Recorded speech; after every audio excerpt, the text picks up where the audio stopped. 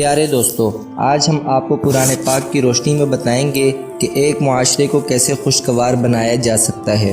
سورہ حجرات میں حکم خداوندی ہے فتبینوا، یعنی خبر کی خوب تحقیق کر لیا کرو۔ پیارے دوستو، ہم جب بھی کوئی خبر سنتے ہیں تو اس کی تحقیق نہیں کرتے، اس کو پھیلانا شروع کر دیتے ہیں، یہ دیکھے بنا کہ وہ سچ ہے یا جھوٹ ہے، اور کسی شخص کے جھوٹا ہونے کے لیے اتنا ہی کافی ہے کہ وہ کوئی بھی خبر سنے، اس کی تحقیق کیے بنا اس کو آگے پھیلا دے۔ نمبر 2، فَأَصْلِحُوا، مسلمانوں کے درمیان صلح کرواؤ۔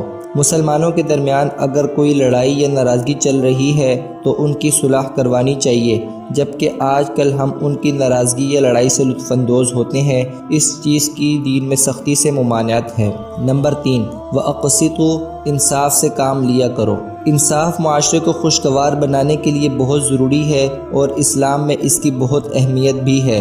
نا انصافی سے مزید جرائم یا ظلم بڑھتے ہیں۔ نمبر 4، لا یسخر، ایک دوسرے کا مذاق نہ اڑایا کرو۔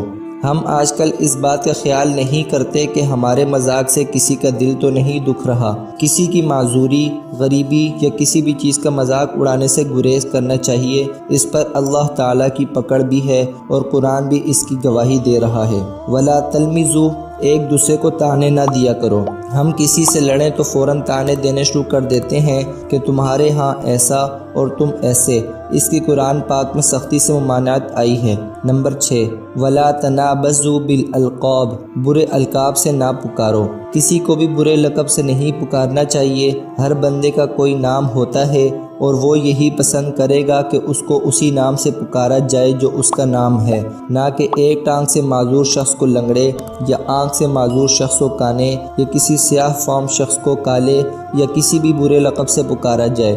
اس کی دین میں بہت سختی سے ممانعت ہے۔ نمبر 7، لا یغتب، ایک دوسرے کی غیبت نہ کرو۔ غیبت تو ایسے ہے جیسے اپنے بھائی کا گوشت کھانا۔ تو کون اپنے بھائی کا گوشت کھانا پسند کرے گا؟ یقیناً کوئی بھی نہیں۔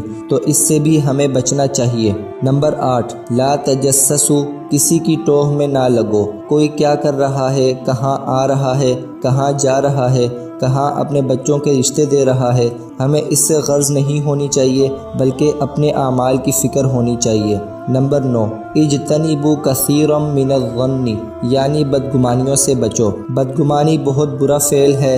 ہم میں سے اکثر اپنوں سے ہی بدگمان ہو جاتے ہیں کہ اس نے مجھے ابھی تک پوچھا نہیں، یا مجھے ساتھ کیوں نہیں لے کے گیا، یا یوں اس لیے کیا یا کیوں کیا، یا ہمیں نیچا دکھانے کے لیے کیا، یہ ہمیں نیچا دکھا رہے ہیں۔ یہ سب بدگمانی میں آتا ہے۔ اللہ پاک سے دعا ہے کہ ہمیں ان تمام پر عمل کرنے کی توفیق عطا فرمائے۔ آمین ثم آمین۔